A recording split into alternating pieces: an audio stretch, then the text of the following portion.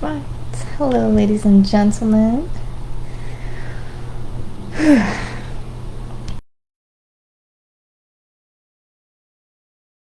For today, hope everybody is doing fine. Alright, just a little limited on time, so I will get right into our quote to preface this next part of Ezra. We have, "Riches are a good handmaid, but the worst mistress." Okay, and I don't even want to try to pronounce this source, but we'll do it. Dignitate et Volume 1, Volume 6, Antitheta 6. It's also attributed or republished by Gilbert Watts, 1640. Alright, ignoring that source there, we have, "Riches are a good handmaid, but the worst mistress." And we talked a little bit about wealth, about our resources and what they can be used for, and most importantly, that they are appreciated in more ways than one, right? Appreciated with ourselves, and then appreciated in number, right? If something appreciates versus depreciates, it is a good thing. So it's good and best for us to thank the Lord, appreciate our wealth. And riches also should be used for the right thing. Wealth, resources, etc. be used for the right thing.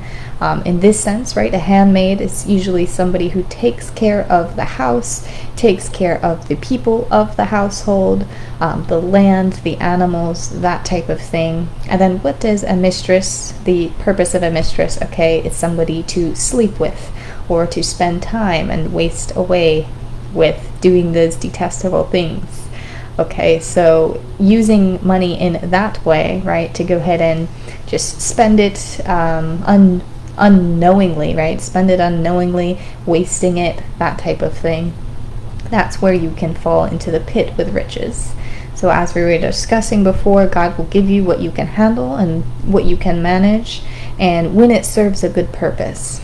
So with this, we talked about the people of the Trans-Euphrates, more so the kings. They were endowed with great riches, and they actually did the right thing with these riches. We'll go ahead and learn a little bit about Ezra and his journeys back into Jerusalem at this time. Starting out chapter 7, we have, "This is a copy of the letter to King Artaxerxes." Oh, excuse me, should be the king. "This is a copy of the letter the king Artaxerxes had given to Ezra the priest, as a teacher of the law, and a man learned in matters concerning the commands and decrees of the Lord Israel."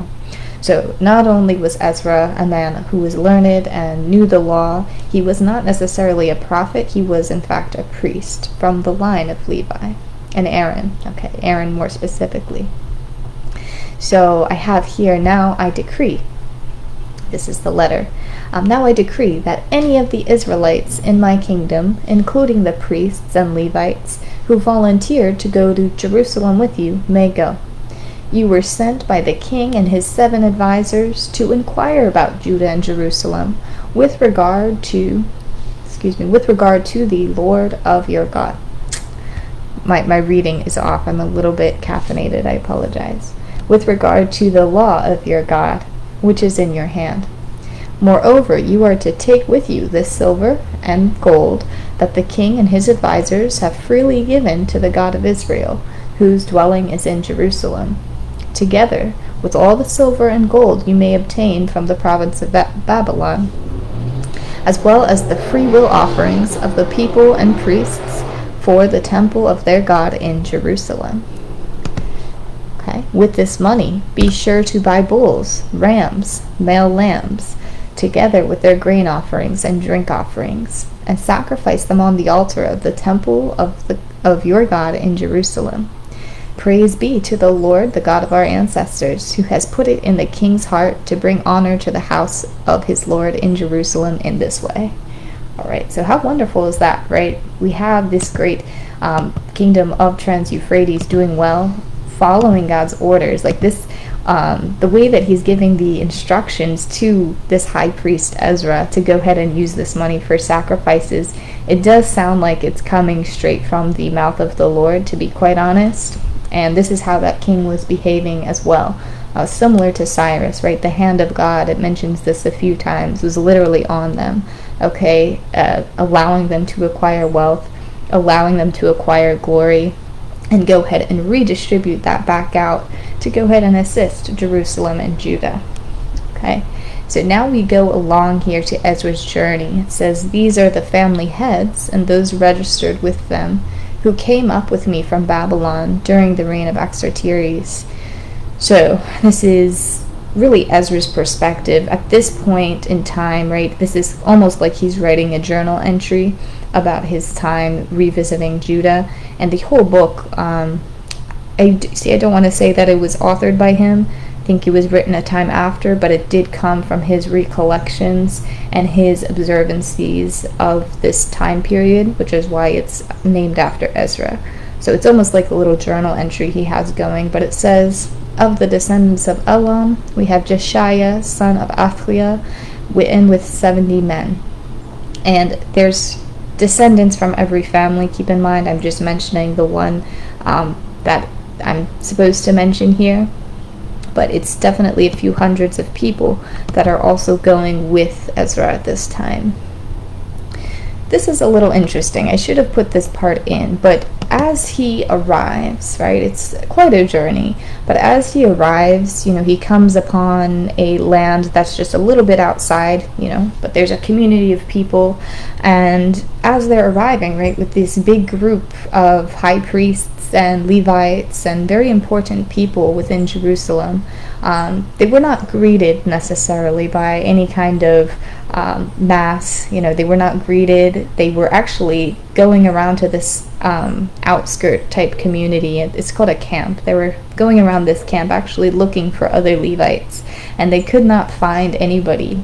So upon their arrival, right, as they're entering Judah and Jerusalem, they're a little bit perplexed. They're a little bit confused. The energy is just a little bit off, right? They're maybe expecting to be greeted and welcomed in, especially given the fact that they have all this gold and silver with them, and they're making this great journey to go ahead and help and supplement the worship of the Lord, right?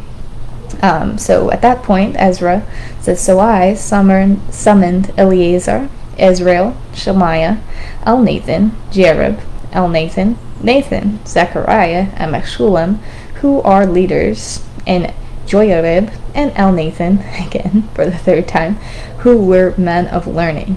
So yes, we have a few different Elnathans here, perhaps a common name, but after not being greeted, actually asking around for multiple people, kind of looking for their Levites, for their tribe, they didn't come upon anyone, so he's now summoning, right, everybody by the names that he knows as leaders, right, which is interesting how he has to go and call everyone like, "Hi, we're here, hello." So just kind of an interesting part. And then I ordered them to go to Iddo, the leader in Kasiphia, that sounds better, okay, the leader in Kasiphia, and I told them what to say to Iddo and his fellow Levites, the temple servants in Kasiphia, so they might bring attendants for us for the house of our God. So they're trying to wrangle everybody together, hey, we're here, we're going to the house of God, get everyone together now at this time. I weighed out to them 650 talents of silver articles weighing 100 talents, 100 talents of gold, 20 bowls of gold valued at 1,000 darics, and 2 fine articles of polished bronze as precious as gold. On the 4th day, in the house of our God, we weighed out the silver and gold and the sacred articles into the hands of Meremonth, son of Uriah the priest. Eleazar, son of Phinehas, was with him, and so were the Levites, Jozabad, son of Jeshua, and Noiah, son of Binnui. Everything was accounted for by number and weight, and the entire weight was recorded at that time. Alright, so they're getting everything in order, okay? They're, passing along the gold and the silver articles, the bronze articles from hand to hand to hand until it gets where it needs to go, so they can go ahead and allocate this really for the offerings that they're going to do. So They actually, at the end of the chapter, go ahead and do all of the offerings, right? They have the big ceremonies, they buy the bulls, the rams, everything that was required, and they do this great offering for the rebuilding of Judah, okay? It's another introduction to kind of establish that Ezra and all of these great priests are now returning, and all of these families of the Levites, okay? So they're kind of, again, checking out to see, what is going on at this time. They were a little bit off-put by their arrival, right? We were talking a little bit about hospitality a few days back, right? So there wasn't as much hospitality as they were expecting, especially as they're bringing gold and silver back into Jerusalem. So the hospitality was not 100% there, and we'll leave it at that for this time, okay? We'll leave it at that, and then we're going to go on to the last part, and we'll find out really the truth of what has been going on in this relatively short period of time as everybody is migrating back and returning from being exiles, essentially. But we'll find out what the issue is, why the energy was off in just a second. So I will go ahead and end this, and I appreciate you guys listening. I hope you have a good rest of your day, and I'll talk to you again very, very soon.